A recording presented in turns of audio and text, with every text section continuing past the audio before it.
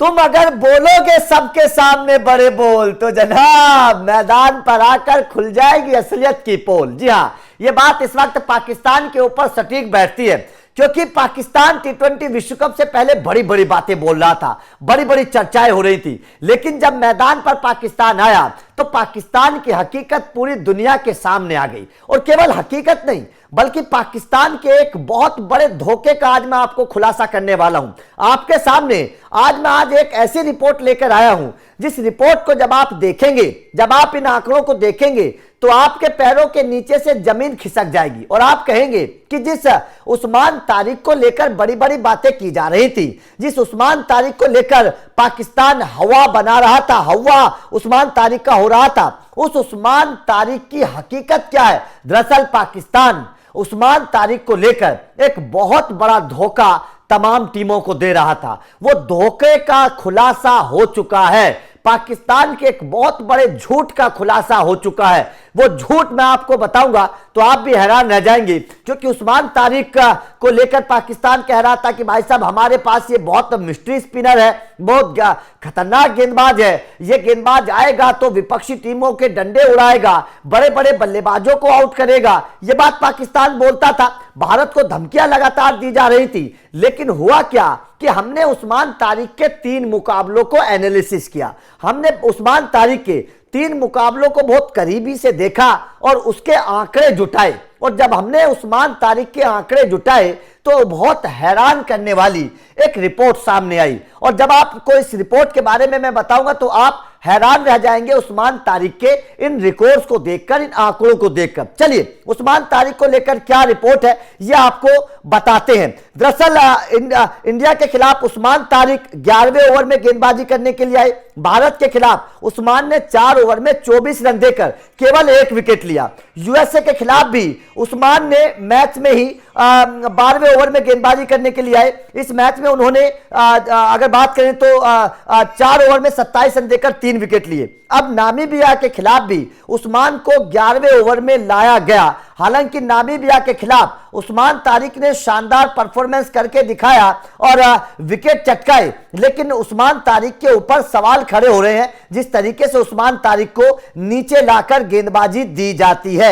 यहां पर नामीबिया के खिलाफ उस्मान तारिक को 4 विकेट मिले थे। अब उस्मान तारिक की गेंदबाजी समझिएगा। सबसे पहले नामीबिया के खिलाफ समझा देते हैं, फिर इंडिया के खिलाफ बहुत हैरान करने वाले आंकड़े मैं आपको बताने वाला हूं। नामीबिया के खिलाफ उस्मान तारिक को जो 4 विकेट मिले हैं वो तमाम विकेट उस्मान तारिक ने गेंदबाजों के लिए हैं, मतलब निचले क्रम के टॉप 4 में, टॉप 5 में उस्मान तारिक का एक भी विकेट नहीं है। आप आंकड़े देख रहे हैं। इसके बाद में बात करते हैं पाकिस्तान वर्सेस नीदरलैंड के मुकाबले में। इस मुकाबले में भी उस्मान तारिक को मौका नहीं दिया गया था। अब बात करते हैं पाकिस्तान वर्सेस यूएसए। यूएसए वही टीम है जिसने पाकिस्तान को पिछले टी20 विश्व कप में हराया था। इस मुकाबले में यूएसए के खिलाफ उस्मान तारिक को 3 विकेट मिले थे, लेकिन ये तमाम विकेट उस्मान तारिक के अगर मिलिंद कुमार को छोड़ दें तो तमाम विकेट गेंदबाजों के विकेट थे। हरमीत सिंह गेंदबाज हैं, मोहम्मद मोहसिन गेंदबाज हैं और ये तमाम विकेट उस्मान तारिक के गेंदबाजों के विकेट थे। ठीक है,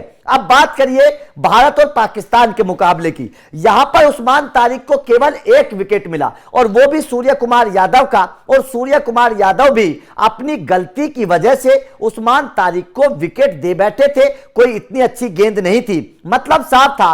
अगर आप इन आंकड़ों को देखेंगे, अगर आप सारे के सारे, क्योंकि हम 3 टीमों के खिलाफ उस्मान तारिक खेले हैं, नामीबिया के खिलाफ, यूएसए के खिलाफ और भारत के खिलाफ, इन 3 मुकाबलों में अगर आप देखें तो 4 और 3 7 और 1 8 विकेट उस्मान तारिक ने लिए हैं। इन 8 विकेट में से केवल सूर्य कुमार यादव का विकेट और मिलिंद का विकेट, अगर ये 2 विकेट मैं छोड़ दूं, मिलिंद यूएसए के और सूर्य कुमार यादव भारत के, अगर इन 8 विकेटों में से ये 2 विकेट छोड़ दिए जाएं तो सारे के सारे विकेट उस्मान तारिक के गेंदबाजों के हैं। तो भाई साहब यहां से आप अंदाजा लगा सकते हैं 2 बातों का सबसे पहले अगर उस्मान तारिक बहुत बड़े गेंदबाज हैं, अगर उस्मान तारिक वास्तव में मिस्ट्री स्पिनर हैं, अगर उस्मान तारिक वास्तव में खतरनाक गेंदबाज हैं, तो पाकिस्तान उनका इस्तेमाल ऊपर क्यों नहीं करता? सबसे पहला सवाल यह है। अगर उस्मान तारिक बहुत टैलेंटेड हैं, उनकी गेंदबाजी बड़ी खतरनाक है, तो उस्मान तारिक का इस्तेमाल पावर प्ले में पाकिस्तान क्यों नहीं करता है?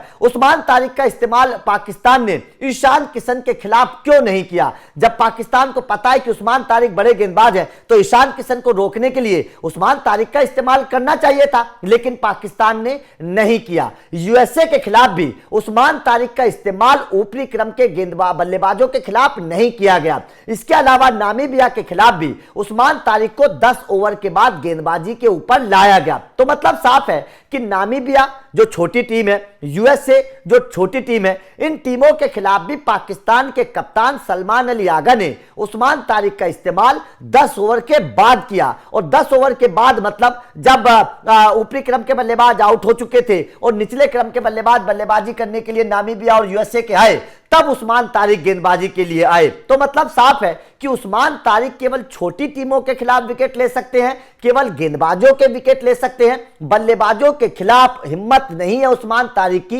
गेंदबाजी करने की। क्योंकि उस्मान तारिक के अंदर अगर इतना टैलेंट था तो पाकिस्तान के कप्तान इस्तेमाल करते ईशान किशन के खिलाफ। पाकिस्तान के कप्तान उस्मान तारिक का इस्तेमाल, देखिए सलमान अली आगा गेंदबाज तो नहीं है, सैम अयूब गेंदबाज तो नहीं है, वो तो एक पार्ट टाइमर है, पार्ट टाइमर गेंदबाज है, लेकिन उसके बावजूद उस्मान तारिक का इस्तेमाल पाकिस्तान ने नहीं किया। सलमान अली आगा और सैम अयूब का इस्तेमाल किया गया पावर प्ले में। अगर उस्मान तारिक, और जबकि उस्मान तारिक एक फ्रंट लाइन स्पिनर है पाकिस्तान के, सैम अयूब से तो ऊपर है, सलमान अली आगा से भी ऊपर है उस्मान तारिक अगर पाकिस्तान के आंकड़ों को देखें, लेकिन उसके बावजूद अगर पाकिस्तान भारत के खिलाफ उस्मान तारिक का इस्तेमाल ऊपर नहीं करता है और ईशान किशन के आउट होने के बाद उस्मान तारिक का इस्तेमाल किया जा रहा है, तो मतलब साफ है, साफ तौर पर खुले तौर पर यह संकेत मिल रहे हैं कि उस्मान तारिक केवल हवा है, उस्मान तारिक केवल एक हवा बनाई जा रही है। हकीकत में उस्मान तारिक के पास ना तो काबिलियत है, ना ही